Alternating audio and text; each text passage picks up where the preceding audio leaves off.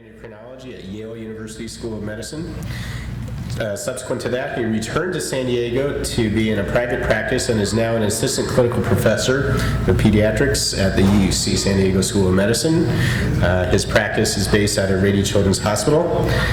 Dr. Kelly enjoys his current position, again, as a clinical pediatric endocrinologist in an academic setting and has a particular interest in neurologic endocrine disorders and disorders of growth and development. So, Tom, I think this is your fourth with us, is that right? Fourth or third. Something like that. Again, the aging process, you know, so lose track of time. And we have a little token of appreciation, courtesy of the Sopizio family, so thank you. It's great to have you again. Always a pleasure. I'll get out of your way eventually. Okay, so I insist. I think you're going to put that in on the right side. Yeah, let me help you with that. And the icon should come up momentarily. Okay. There Yeah, and then you should just click on it. Yeah.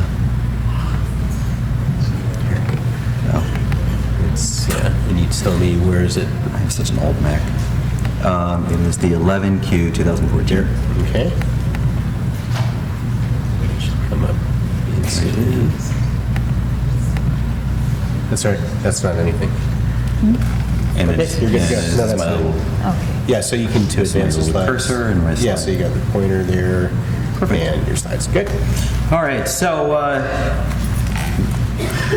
what I wanted to do with you guys this morning is I wanted to give you guys a lot of information, kind of like from an endocrinologist point of view, kind of almost like take you through fellowship in just a few minutes. And so to really empower you and to really get you to be able to help you out with I guess assessing your kids, because your kids are all scattered throughout the country and the world here, and a lot of that really came to. I'm so this conference. I always get so excited because I'm surrounded by really just empowered parents and families and people really seeking things out. You know, like when my older sister, when my parents had their first kid.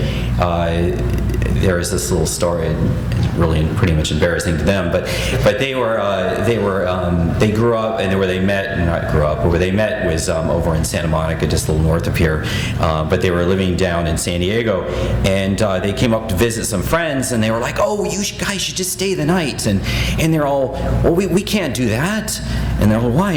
Because we don't have any Dial soap, you know, and so so Dial soap. Well, we asked the pediatrician, what soap should we use? And he says, well, I don't know. I mean, Dial. So we got to use Dial soap. So, you know, I think my parents, that's just more a reflection on them. They just don't ask a lot of questions. But I think a lot of times parents really now are asking a lot more questions. I think we need to be really clear with the answers.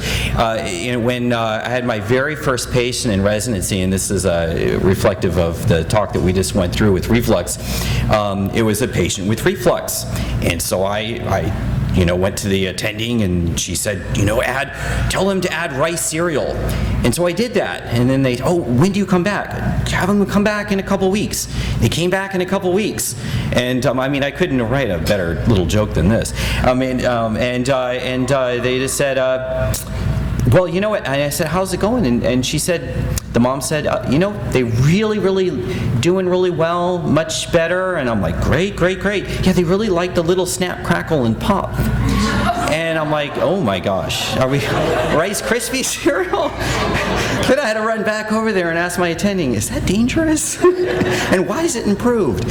So it's just, the thing is that, so I think just really being clear, and that's what I really wanted to do with you guys today. I really wanted to put a shift in emphasis on Jacobsen syndrome, and to really give you guys as much information as I possibly can during this time. And if you ever have any more questions, this just says that I'm, don't have any affiliation with any of these. If we talk about any medications or anything like that, there you go. So I don't have any stock. I'm not trying to make a buck.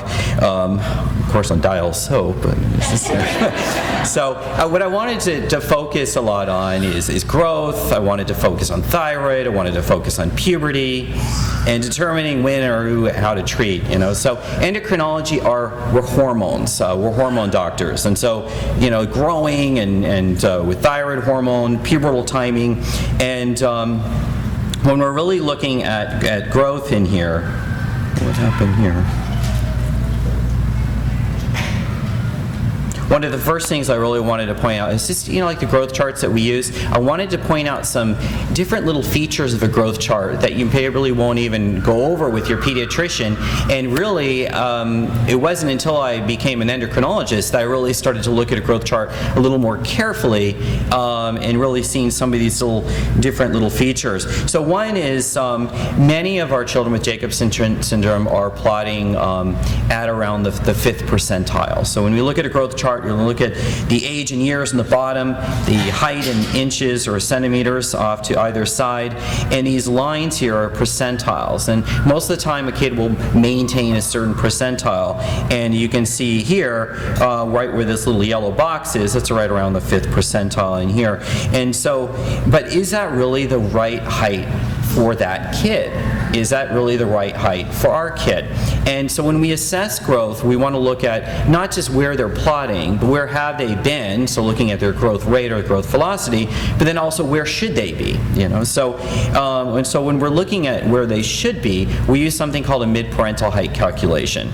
Okay, so then you get these formulas, and I hate memorizing things. So you just jump to the next screen, and you're going to see, we'll go back to that screen, but you're going to see a boy's growth chart and a girl's growth chart. And one of the things you're going to notice is around, like, say, the 50th percentile, for example. The 50th percentile for a man is right around 5'9", 5'10". The 50th percentile for a woman, right around 5'4", 5'5". You can go down to like the 5th percentile, and you can see the 5th percentile for a guy right around 5'5", for a woman around 5 foot even. So you're seeing there's about a 5-inch difference.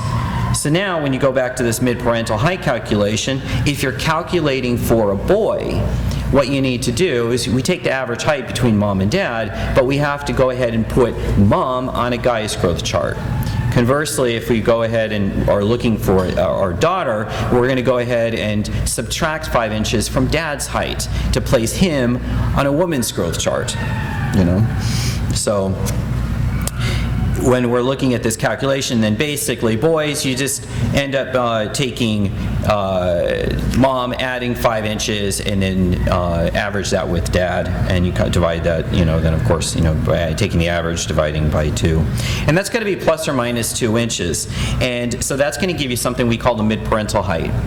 And so plus or minus 2 inches, that's a big chunk of the growth chart when you really start looking at that. So, and so that's like a little way for us to step out and say, okay, yeah, that's our mid-parental height calculation. But when you really start looking at that, if somebody had a mid-parental height calculation of 5'8", that could be 5'10" to 5'6".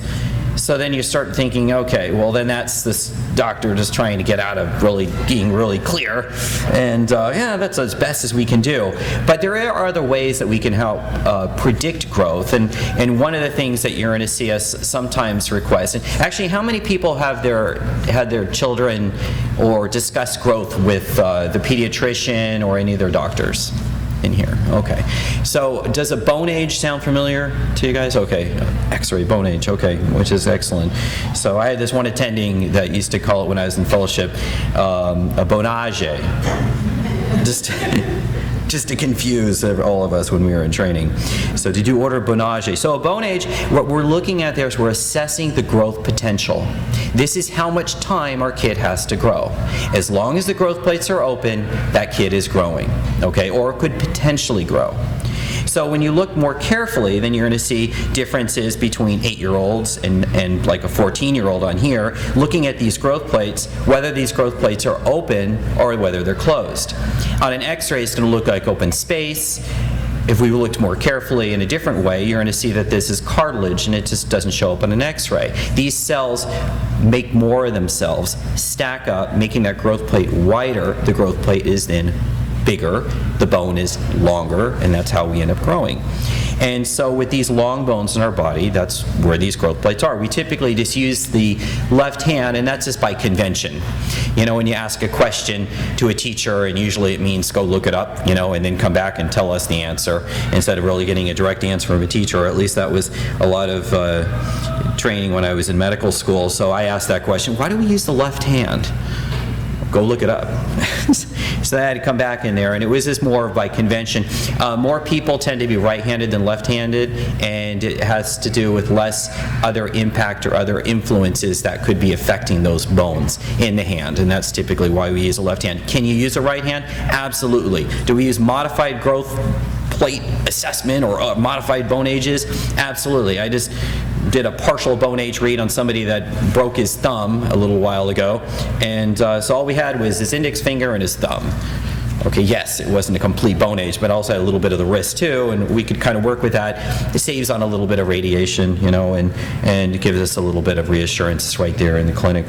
And the bone ages could be really quick and easy to read. One thing, though, I would say just to have somebody that's really trained and good at reading bone ages to do that, because we've all been burned before by telling someone they had a lot more time to grow, their growth plates were wider, or what we thought would give us a lot more time to grow, and then we didn't really have that extra time. When I first came here to San Diego, I was giving I used to go to the different groups when I was in private practice and giving different lectures to the different either family medicine groups or pediatric groups, and there was this one group here in San Diego, and they said, what do you mean you can't really believe the radiologists? And I'm like, well, you know, it's something that we usually like to look at too. And they're like, you bill in for it? I'm like, no, we don't bill for that. It's just, we like to go ahead and just really make sure we get a good read. It's like, all right, well, do you have any radiologists in particular you don't trust? And I said, that seems like a really loaded question, and I don't know if I really even want to address that. And I said, well, not really, you know, or so I don't know how exactly how I got out of that one. But he said, that's good, because my brother's one of the radiologists here over in San Diego. So I'm like, so be careful with what we say. So when we're looking then at this growth plate, so what happens in that growth plate? I said that this is where the growth of the bone happens. Growth hormone helps with that. Thyroid hormone helps with that. You can imagine deficiencies in either of these would influence growth. What causes the growth plate to close up? It's estrogen. Okay, so what about the boys? Well, they're going to get estrogen just the same place where the women are going to get the estrogen from the gonads, from either so the testes or the ovaries are going to be going and giving us that.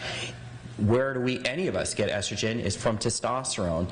Testosterone converted to estradiol. Women convert more to estrogen or estradiol. Men convert less. Thing is that it's the estrogen that causes the growth plates to close. Why do we know that? Because there was some guy that had an estrogen receptor defect. The growth plates just stayed wide open. Okay, so when we're looking at the timing of puberty, that's going to play a major role in what we're looking at for bone age. So when we plot out a bone age, often we'll just put it right on the growth chart, and so you can see this kid had a mid-parental height at the 25th percentile, plotting at about the 3rd to 5th percentile, but their bone age was delayed about close to a couple years, giving us a height prediction at the mid-parental height, meaning that as long as this kid continued to grow, he should be able to get to his target height or his mid-parental height. So this would be more of like the delayed puberty person, the person that starts a little bit later, or for whatever reason they had a delayed bone age. Often we see that with kids with chronic illnesses. So when we're really looking then at Jacobsen syndrome, one thing that we do see is we don't have a whole lot of information about the timing of puberty. And I was encouraged when I heard about the sleep handout or information request that was given to you guys, or some of you guys before. Some of this is information or just, it's, I guess more you can look at it as lack of information, lack of data. And so maybe perhaps after this conference we can start to acquire some of that data, just information from you guys of, you know, when your kids started puberty. And to help you with that, I'll go over a little bit about the timing of puberty. How do you really know if a kid's in puberty or not? And actually I even brought little props, which we will not use, but I will just show you. This is how we assess puberty in boys. And so these little beads in here, this is a clean set, okay, so brand new out of the box. So these blue beads in here are prepubertal sizes. These are the early stages of puberty. And then as the child progresses through, of course, as another sign for a girl would be an ovarian size increase, but we don't have X-ray vision, I guess in that case, more ultrasound vision, superheroes. And so because that we use is breast development, because the estrogen comes from the gonads, comes from the ovaries. And so we'll look at that. The first sign of puberty then for a girl is breast size. First sign of puberty for a boy is testes size increase. We can't really rely on pubic hair, axillary hair, underarm hair, or odor, or pimples, because 1 to 2 years before the onset of puberty, you can get some of those hormones that cause that, or those changes to really start to get revved up. They come from the adrenal glands. The adrenal glands are glands that sit next to your kidneys. Embryologically, they came from the same cluster of cells that make the testes or the ovaries, and so you'll end up having this pathway that leads to these hormones there, but they stop short of testosterone. They'll make less potent androgens. Androgens are the things that make us smelly, stinky, and hairy, and pimply, so those things. But they don't lead typically to anything that really is going to give us an increase in estrogen, so they really don't have that much of a role normally with the bones, so more of just hair development. And so if somebody just is hairy, but their testes are smaller, we'd say that that boy is prepubertal. If a girl ends up having some hair development, body odor, and not having any breast development, we'd say that person was most likely prepubertal just by exam. But of course, there's labs that you can always test for that too. One person told me when I was a resident, if you ever needed to do a particular procedure, it's called a plasmapheresis, or like a blood exchange thing on a treatment, just ask for an endocrine consult and they'll make sure that that happens, because often we order a lot of blood. But it's something else too. That's why I'm going to be really particular with what things to order, what things not to, what would be helpful, and what ways can we really get information without having to do as many blood tests. So one thing is that because of bleeding disorder of the peristrousal bleeding disorder, then periods can sometimes be heavier in those girls. And that's something also that some have spoken with endocrinologists about, just to help regulate their cycles a little bit, or the amount of blood flow there. So pubertal delay, what we mentioned before, can happen in anybody, and this is more the person that grew after high school, the person you went to a high school reunion and you're like, oh my gosh, you're taller than me now. That person continued to grow after. If you did a bone age, if we had x-ray vision when we were in high school with that person, we would have seen that their bones were delayed. So their bone age is delayed, and their growth velocity is prepubertal until they're actually in puberty. And with some, we don't usually, this isn't something that usually happens so much with girls, but can sometimes, or what we do with some of the boys, if they're really getting annoyed that they really haven't started yet, we can initiate puberty, but we just really want to look at that bone age, the time to grow, as it might be affected. Oh my goodness. Oh, okay, that's good. It's on here, it's like all a mess, but over there it looks good. I think we're all right. Okay, all I care about is what you guys see. Okay, so normal growth rates during childhood, and one thing that you're going to see is that the growth really does slow down just before the onset of puberty. So often when we get somebody that's been tracked and followed for growth, they've always been a little bit smaller than their peers, plotting around the 3rd or 5th percentile, but then now, oh my gosh, now they're hardly growing at all. And you find out where are they in puberty. We have our little handy beads, and they're right around about. So this is in here for you guys in the back. This is about the size of like a green olive, about in there. But around this time, it's not when the kids are going to be wanting you to go ahead and even look down there anyway. But most of the pediatricians really don't carry those around. So it's just, but you can also get that assessment also from an endocrinologist, and for other reasons too. I think an endocrine consult would really be warranted with our kids with Jacobsen syndrome. So you're going to see that the boys end up going into puberty a little bit later than the girls, and they end up having their growth spurt in the mid to latter part of puberty, so along those little beads, usually when the testes are around 10 to 12 cc's in volume, or right around the time when the testes are roughly the size of a green grape, so a little bit bigger, as opposed to when they first start into puberty. Girls tend to have their growth spurt in the beginning of puberty. Why is a growth spurt so important is because it's a limited amount of time when you can get a maximum amount of growth, and if you miss that opportunity, it's really difficult to catch that or get that back. And something else, when you guys are going to be growth chart experts, looking at the growth chart a little carefully, you're going to see right in this area in here, as also seen in the girls, you see where it kind of buckles down a little bit? That's the growth deceleration that we often see right around the time of puberty. So when the guys typically go into puberty, a lot of times they'll go into puberty around 11 or 12 years old, and you're going to see that the bone age is dipping down right around that time, just before that, and the same thing with girls. So what's normal for growth? You can see that the rate does change at different ages. Of course, the little kids are going to be growing really quickly, slowing down in the elementary school years, and then right around puberty really jumping up to where their growth spurt, you can see, really picks up quite a lot. And something that you're going to maybe start seeing at your doctor's office visits is that we're starting to switch out over to WHO growth charts, especially for the real little kids. Not so much for, that's more of like the birth to 36-month-old kids as opposed to the older kids, but there has been some movement switching from our standard CDC growth charts over to the WHO growth charts. Kind of goes back and forth a little bit. There isn't that much of a difference with these charts, though, for us here. Something else, too, when we do assess for growth, we want to go ahead and assess not just their height, but we want to assess their other bones, too. So the height is going to be, all their bones all the way up from the top of their head all the way down to their feet.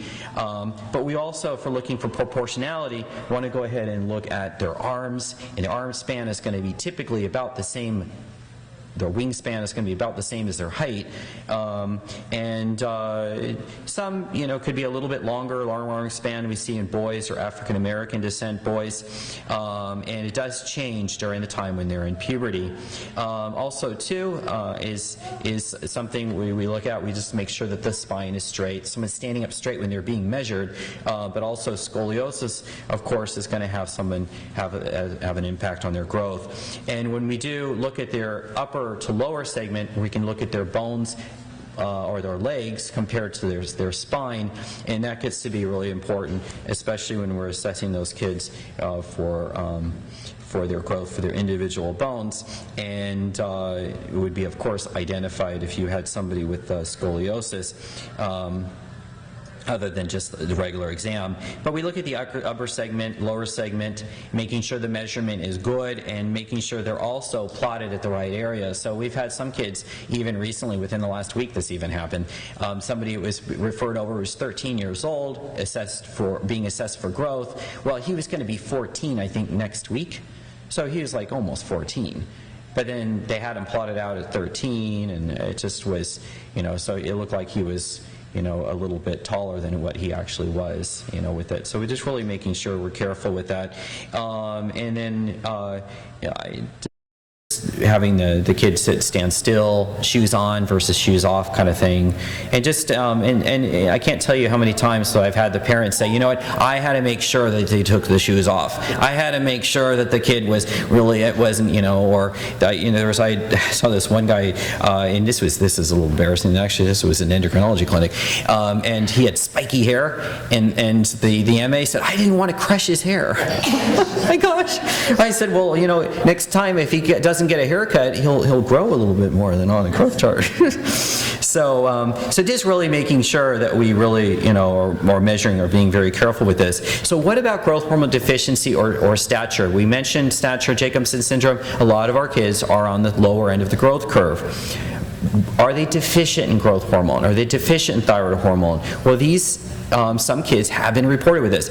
So this was back in a study when they looked at 9 kids with Jacobsen syndrome, 8 of whom had short stature. Okay, so now we're already seeing, okay, this is about what we've been talking about. A lot of the kids plotting lower in the growth chart. 4 out of the 8 kids with short stature or about 50% had low IGF-1 levels. Okay, what the heck are those?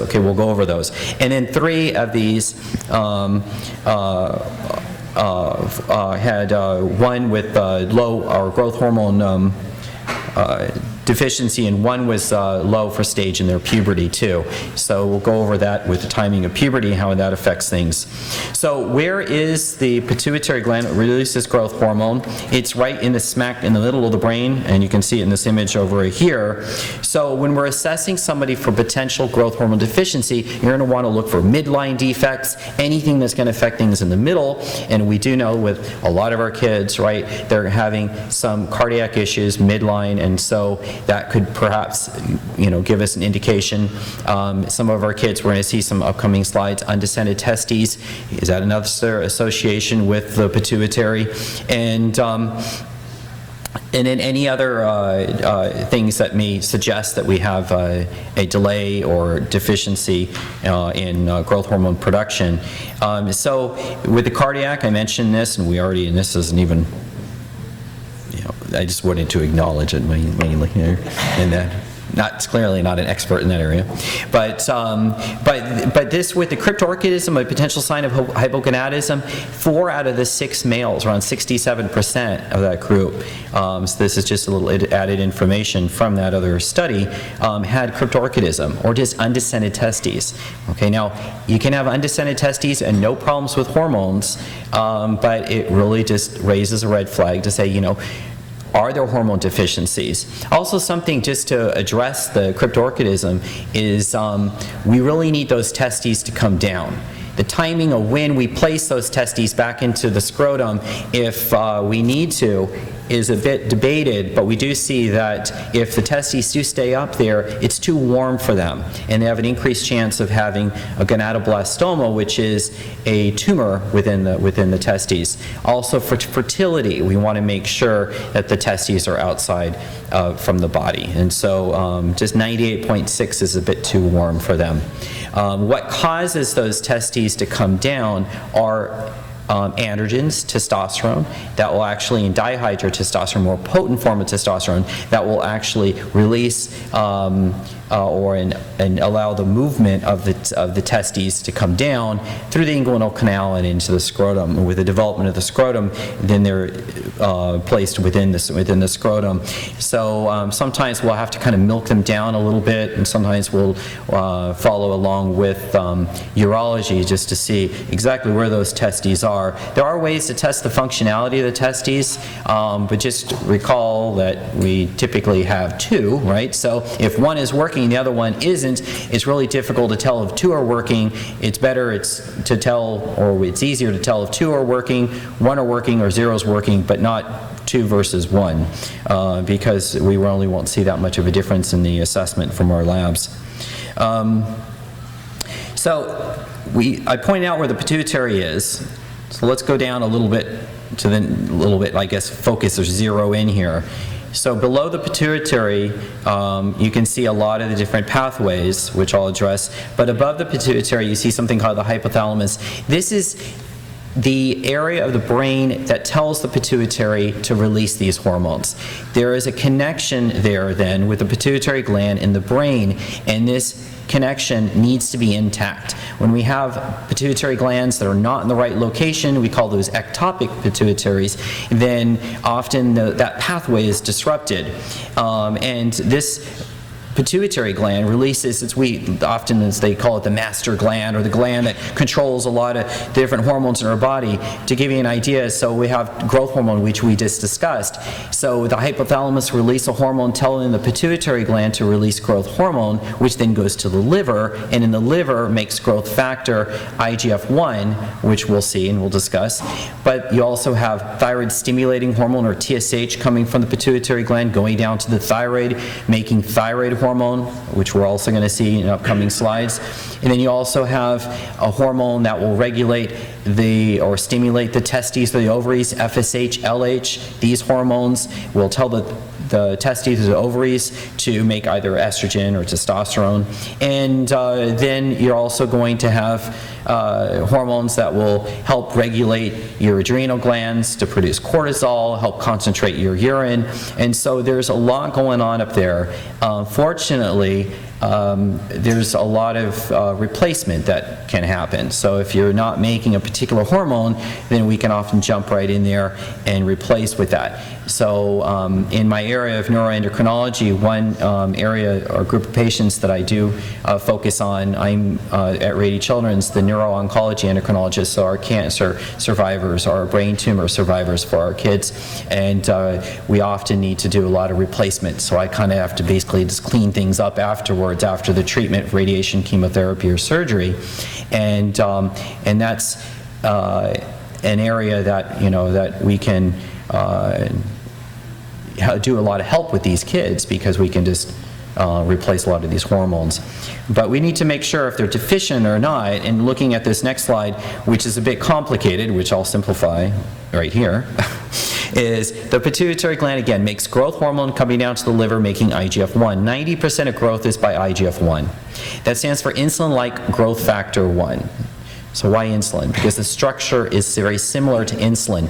Insulin's a potent growth factor. If you ever knew anybody who has diabetes and they were on insulin injections and the doctor says, move them around, or else you're going to get these bumps. The bumps themselves can be caused by local growth from insulin.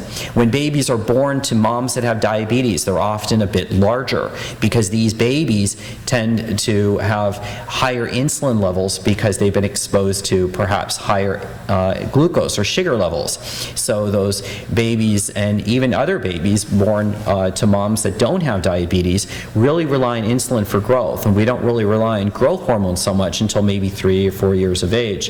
If you saw somebody with growth hormone deficiency, if you looked at their growth chart when they're younger, their growth chart probably would show that they were appropriate for their growth rate or their height percentiles earlier on, and it isn't until much later, often later, when we're going to see more of an effect on their growth because of these other growth hormones like insulin helping them.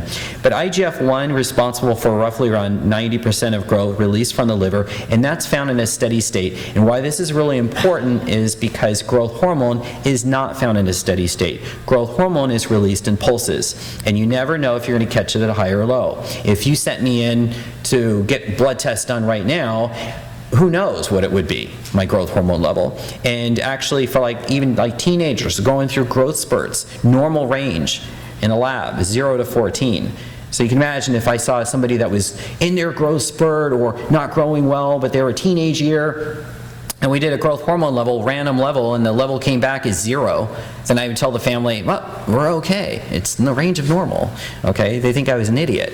So, but if you looked at it and you said, okay, well, what about if, or what if we stimulated the pituitary gland to release growth hormone, then measured growth hormone? Well, we can do that. And we do that artificially now with stimulating the pituitary gland. Before we had chemical stimulants to do that, we would do sleep studies. Okay, so we had our other talk here on sleep, and we're going to see perhaps does sleep influence our growth. And so we have a couple of slides coming up on that. And then also too, because we tend to release more growth hormone at night, and that's why sometimes people say, oh, my kid is going through growing pains or growth spurt pain, you know, in their legs, and they complain more at night because of that. Doesn't necessarily mean that the pain always correlates with the time of when their growth hormone is being released more, but we do see that growth hormone is released more at night than during the day. So that makes it easier to assess kids for growth hormone deficiency now that we don't have to admit them overnight. Exercise also does to stimulate growth hormone, when I was in, so this is it wasn't that long ago when we were doing these things. When I was a medical student and I was in New York, there was this kid that we were assessing for growth hormone deficiency, and this is during the winter in Long Island, and we asked them to run around the hospital at night and come back for their growth hormone stimulation test, or their blood test. And then we were wondering, where the heck did this kid go? We couldn't find them, and looking around the path, and he comes in all wet and dirty and freezing cold. And he didn't run, again, poor communication, I guess, but we had a path that they were supposed to run in the hospital, and they were told to run around the hospital, so they ran around the hospital. And he slipped on some ice and fell in the snowdrift, and he finally got back up there. But just to emphasize, growth hormone released more at night than during the daytime. But we can artificially then stimulate and give growth hormone. So growth hormone not only causes growth through IGF-1, growth hormone also decreases fat mass and increases lean body or bone mass, increases bone density, bone strength. IGF-1 levels that are found in a steady state can be drawn at any time. So if you had that measure at 3 a.m., 4 a.m., before the kid fell in the snow, after, whatever, it would be a good indicator. So IGF-1 has helped us out quite a bit.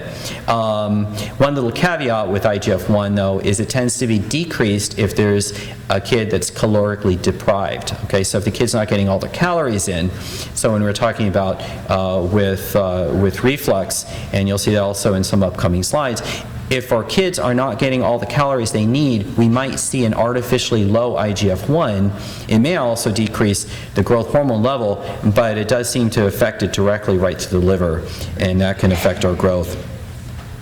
And the IGF-1 levels also, they do change in time of puberty, and they also can be measurable even with adults. And that's why I mentioned that if you measured my IGF-1, because I'm clearly not a teenager.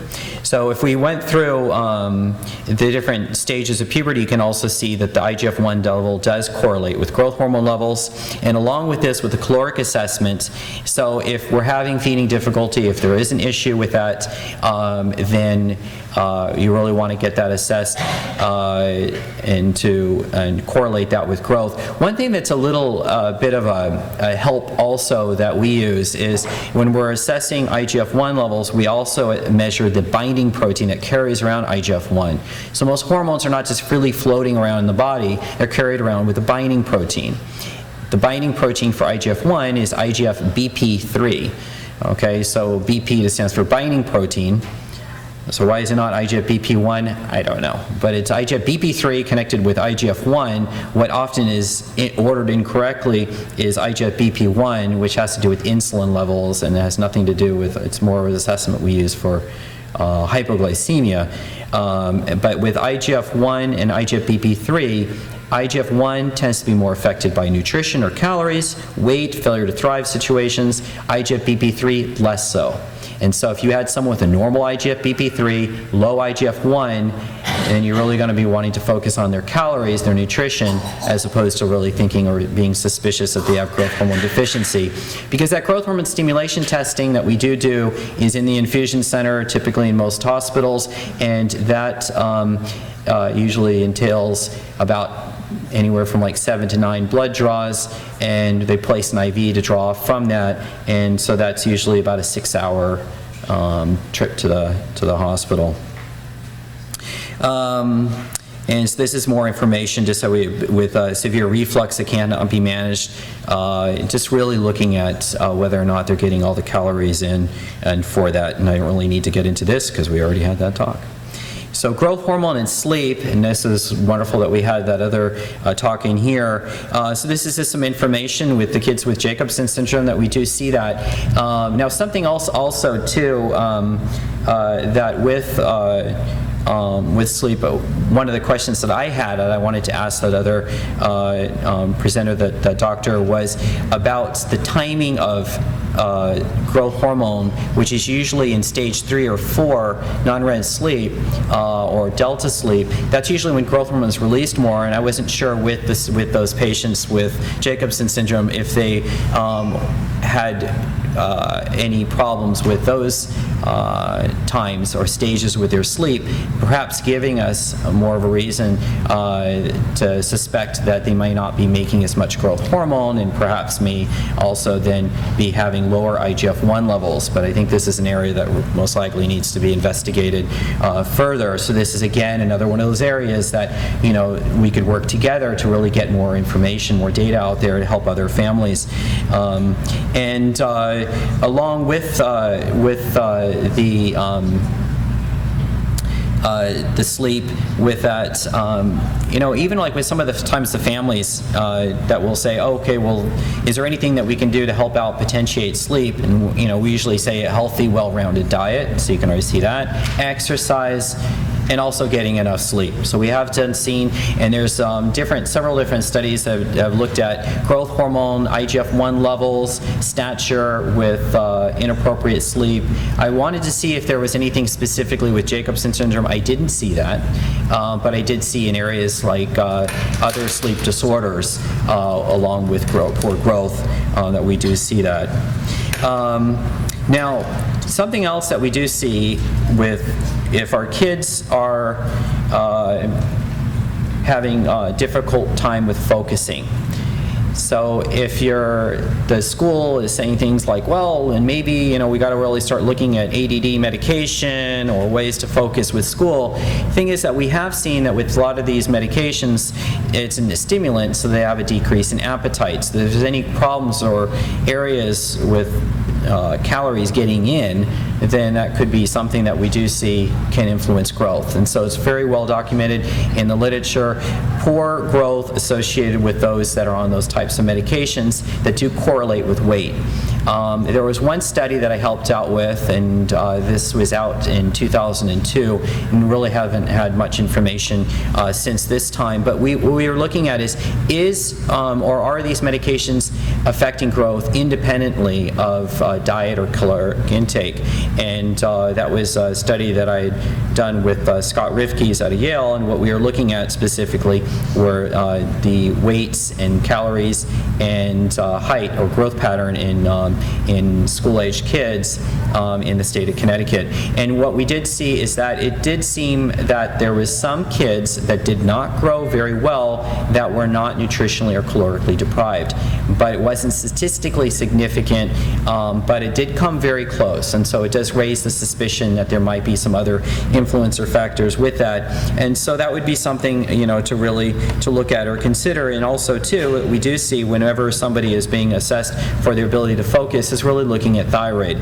So there has been a report of thyroid deficiency with an individual or someone with Jacobsen syndrome. And although this was one individual there in a review of 52 cases, still, the thing is that just keeping in mind that our kids are still normal kids. I mean, they may have, whether this is truly an increase compared to the general population, with this, if this has anything to do with, chromosome 11, or is it just because, our kids are still normal kids and they should be assessed for thyroid, because a lot of times when the kids are having poor focusing and we're finding out that they're either hyper or hypothyroid, then that really should be looked at along with, especially because of our growth.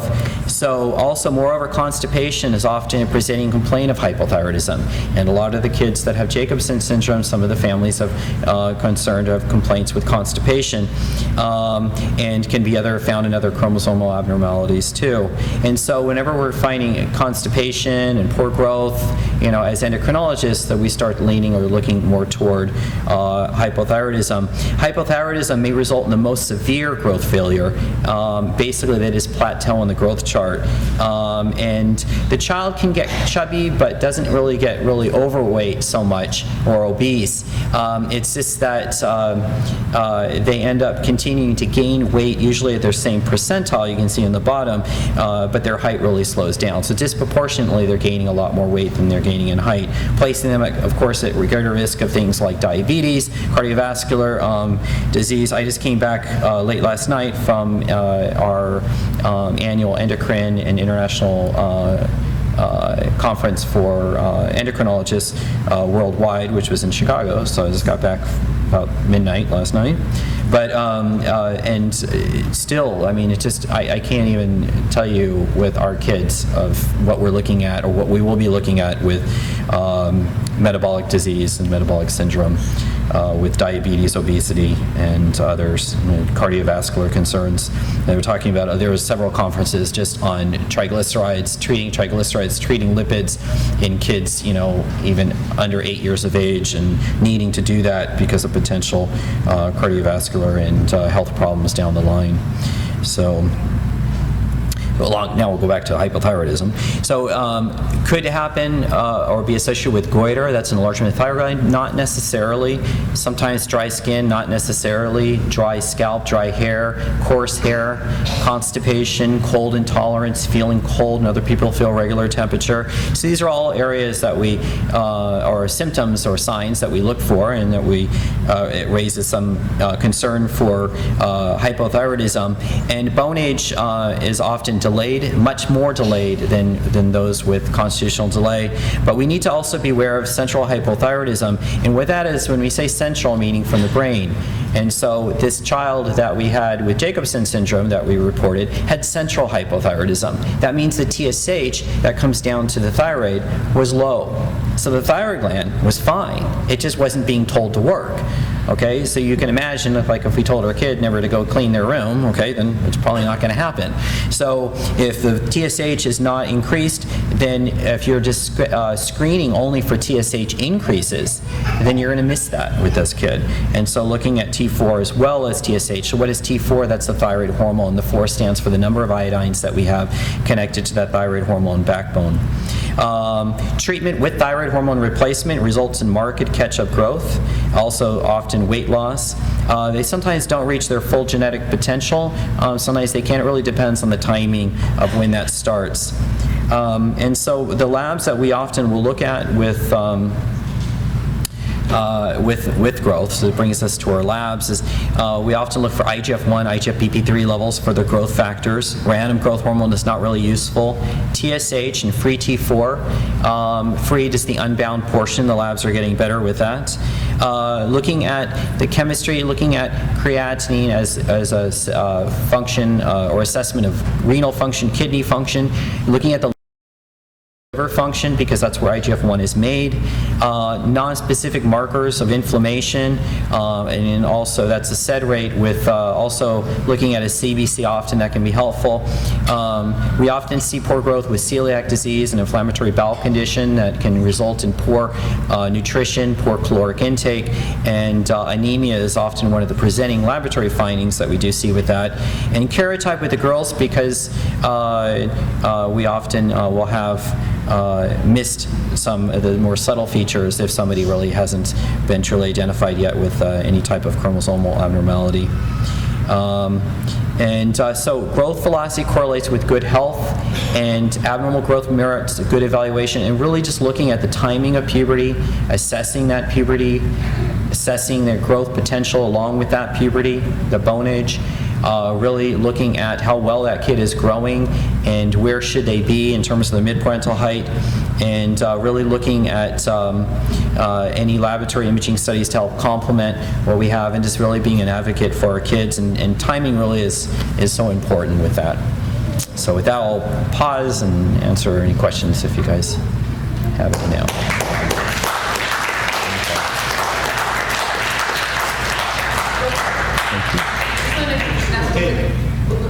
I know there's going to be a lot of questions, and I don't want to stop that, but if you have kids in childcare, can you get them and then bring them back in here to ask the questions? I don't want to stop questions. Oh, okay. Maybe just have time for 2 questions now, but hopefully Dr. Kemp. You guys got me for the rest of the day. I'm good. Yeah. Okay, then I'm just going to save my list. Okay. Yeah. Go ahead.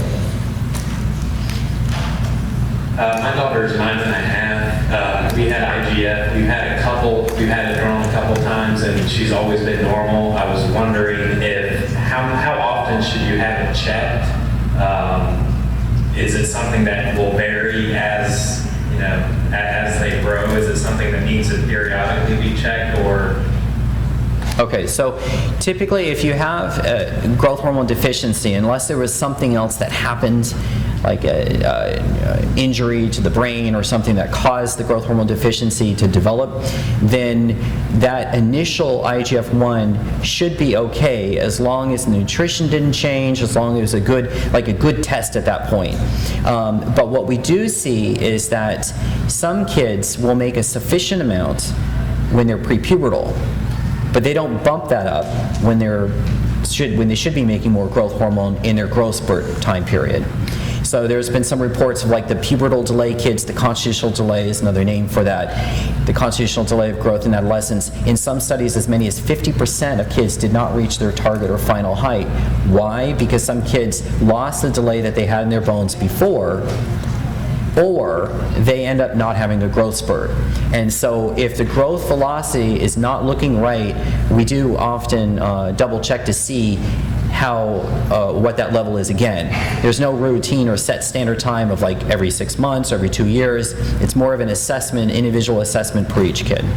So if they pretty much stay on their own growth chart, then it probably doesn't need to be reassessed? Yeah, yes, yes. Thank you. Uh-huh. Do you have one, Tim, from the live stream?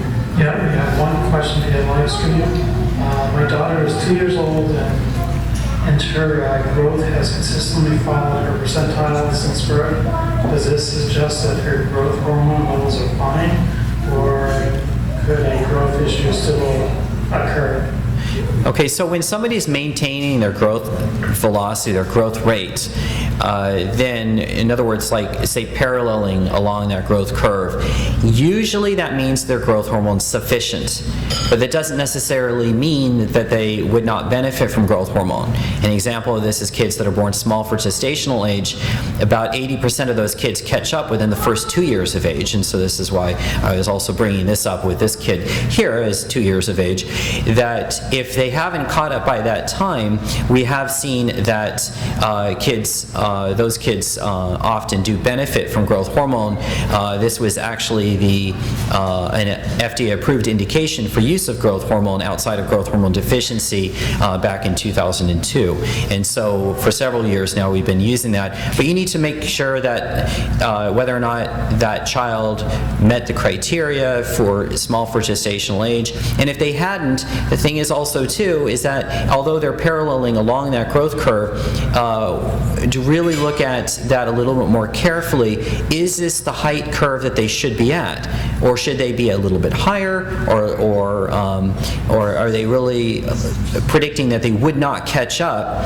And so I would say for the most part, your kid's probably okay and fine, but it may be a good idea to really consider or looking at mid-parental height calculation, and if we went as far as doing a bone age with children that are over 18 months of age can be reliable, and a bone age, it's much less radiation than living on planet Earth for the day, so it's not much in radiation, so that may be something that's helpful. And at this age also is an age that you could rely on getting an IGF-1 if you needed to. All right, I think we should call it a morning. It's now afternoon, so we'll come back in an hour, and I think Dr. Kelly will be more than happy to field any additional questions informally. Yeah. So Tom, thank you so much. Thank you. All right. Awesome. Thank you so much.